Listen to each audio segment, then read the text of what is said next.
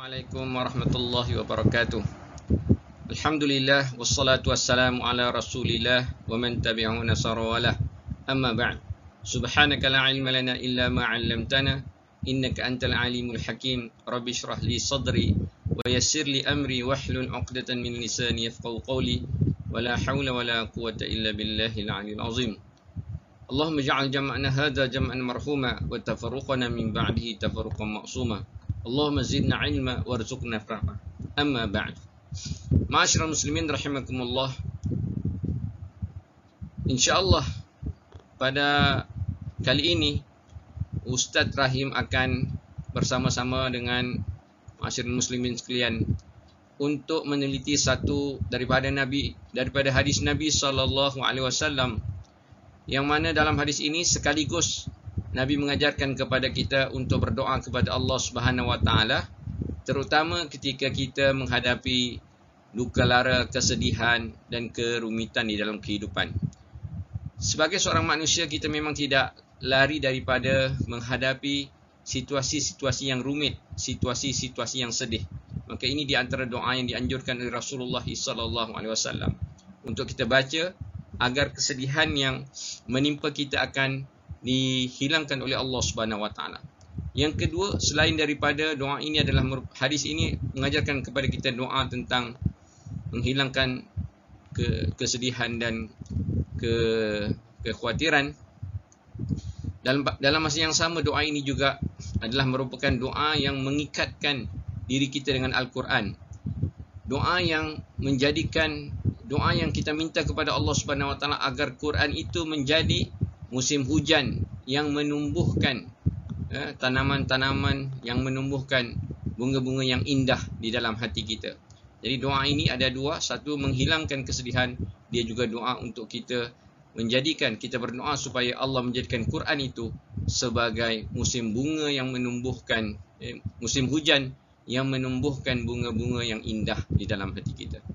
Mari kita sama-sama menyimak hadis dan juga doa ini. Silakan. Ma'asyiral muslimin. Sabda Nabi SAW, An Abdullah wa huwa ibni Mas'ud radhiyallahu an qala Rasulullah sallallahu alaihi wasallam ma asaba ahadan qat hammun wala hazanun faqala Allahumma inni 'abduk ibnu abdik ibnu amatik nasiyati biyadik madin fiyya hukmuk adlun fiyya qada'uk as'aluka bikulli ismin huwa laka sammaita bihi nafsak aw 'allamtahu ahadan min khalqik aw anzaltahu fi kitabik aw ista'tharta bihi fi 'ilmi al-ghaibi 'indak an taj'ala al-Qur'an rabi'a qalbi wa nura sadri wa jala'a huzni wa zahaba hammi illa azhaballahu hammahu wa huznahu wa abdalahu makanahu faraha. Qala faqila ya Rasulullah afala nata'allamuha? Qala faqal bala yanbaghi liman sami'aha an yata'allamaha. Hadha hadithun hasanun dawanahu al-Imam Ahmad radhiyallahu anhu fi musnadih. Mari kita lihat terjemahan kepada hadis ini, yang mana dalam hadis ini juga dalam masa yang sama mengajarkan kepada kita doa yang sangat hebat. Dari Abdullah bin Mas'ud katanya, Rasulullah SAW telah bersabda, tidak ada seseorang yang ditimpa kerusingan atau kesedihan lalu dia berdoa, ya Allah, sesungguhnya aku adalah hambamu, anak hambamu dan anak hamba perempuanmu. Ubun-ubunku di tanganmu, keputusanmu berlaku kepadaku, qada'mu adil kepadaku. Aku bermohon kepadamu dengan setiap nama yang telah engkau namakan untuk dirimu, nama yang engkau turunkan dalam kitabmu, nama yang engkau ajarkan kepada seseorang dari makhlukmu, atau nama yang engkau khususkan untuk dirimu dalam alam gaib di sisimu, bahawa engkau jadikan Al-Quran sebagai hujan yang menumbuhkan musim bunga bagi hatiku. bahawa engkau jadikan Al-Quran sebagai cahaya di dadaku, bahawa engkau jadikan Quran sebagai penghapus kesedihanku, bahawa engkau jadikan Quran sebagai penghilang kerusinganku, melainkan Allah Subhanahu wa taala akan menggantikan tempat kesedihan itu dengan kebahagiaan. Lalu sebahagian daripada sahabat bertanya, "Ya Rasulullah, apakah kami perlu mempelajarinya?" Maka jawab Rasulullah SAW, "Bahkan bagi sesiapa yang mendengar doa ini, hendaklah dia mempelajarinya." Hadis ini hadis hasan yang direkodkan oleh Imam Ahmad bin Hanbal di dalam musnadnya. Ma'asyiral muslimin rahimakumullah, sedikit Ustaz memberikan sedikit keterangan tentang hadis ini, di mana hadis ini mengingatkan kepada kita bahawa dalam setiap kehidupan kita ini, memang kadang-kadang kita menghadapi situasi-situasi yang rumit, situasi-situasi yang sedih. Maka ini di antara doa yang boleh kita amalkan, di mana doa ini dimulakan dengan pengakuan. Dimulakan dengan pengakuan bahawa kita ini hamba dan Allah itu Tuhan kita. Bahawa kita ini hamba dan juga kita anak kepada hamba. Bapa kita hamba, mak kita hamba. Kalau seseorang hamba yang bertindih-tindih, maka dia sebenarnya dia tidak boleh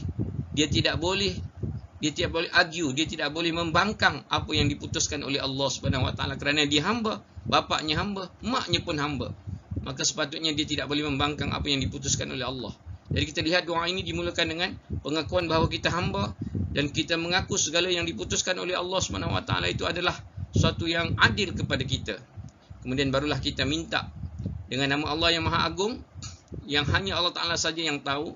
Kita minta supaya dengan nama-nama Allah ini, kita minta apa? Kita minta supaya Allah jadikan Quran sebagai musim hujan yang sebagai hujan yang menumbuhkan musim bunga. Sebagai hujan yang menumbuhkan musim bunga dalam hati kita. Kita minta supaya Allah SWT menjadikan Quran itu sebagai suatu yang boleh menghilangkan kesedihan kita. Macam mana Quran, cerita-cerita Quran ini boleh menghilangkan kesedihan? Contohnya kita menghadapi kesedihan, maka kita baca Quran, maka kita lihat Nabi Yusuf, kita melihat kisah Nabi Yusuf, di mana Nabi Yusuf ini pernah sedih, pernah gembira, pernah dibuang, pernah dijadikan hamba, pernah dipenjarakan. Maka kesedihan-kesedihan ini bila kita baca Quran, maka apa yang menimpa kita ini ada seolah-olah benda yang sedikit berbanding apa yang menimpa nabi-nabi yang diceritakan Allah dalam Quran.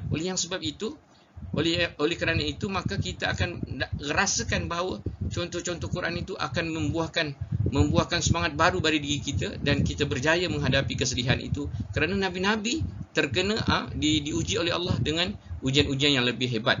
Maka kita yang kena sikit ini sepatutnya tidak ada menjadi sesuatu yang sangat kita rusingkan, kerana itulah sunatullah. Masyaallah rahimakumullah, ada beberapa pelajaran yang dapat kita simpulkan dalam hadis ini. Yang pertama sekali, doa adalah intisari kepada ibadah. Maka kita berdoalah kepada Allah Subhanahu wa taala, kerana doa ini menzahirkan kehambaan kita kepada Allah. Kita minta kepada Allah, maka berdoalah apa-apa hajat kita kepada Allah Subhanahu wa taala. Kemudian doa yang dimulakan dengan mengaku kekerdilan kita akan mengundang istijabah, dimakbulkan oleh Allah SWT. Kita mengaku kesedihan, kekerdilan kita, kita mengaku kebesaran, keagungan Allah, maka itu adalah doa-doa yang dimakbulkan oleh Allah. Ciri-ciri doa yang dimakbulkan oleh Allah ialah mengaku kekerdilan kita dan mengaku kebesaran dan kehebatan Allah SWT. Kita lihat dalam doa ini ada mengaku kekerdilan kita, Allahumma inni abduk wa ibnu abdik wa ibnu amatik, dan mengaku kebesaran Allah Subhanahu wa taala. Doa yang dimulakan dengan mengagungkan Allah pasti dimakbulkan. Kita boleh bertawasul dengan nama-nama Allah, kita boleh berdoa dengan bertawasul dengan nama-nama Allah yang hebat-hebat ini. Maka dengan itu doa kita akan dimakbulkan oleh Allah Subhanahu wa taala. Dan yang akhir sekali, dalam hadis ini juga mengingatkan kepada kita bahawa Al-Quran adalah penawar penyakit emosi dan penyakit jasmani kita. Mudah-mudahan kita dapat pelajaran daripada hadis ini dan bersemangat kita untuk terus meneruskan pelajaran kita tentang Al-Quran, belajar Al-Quran dan juga menghafaz dan mempelajari tafsirnya. Wabillahi taufiq wal hidayah. Assalamualaikum warahmatullahi wabarakatuh.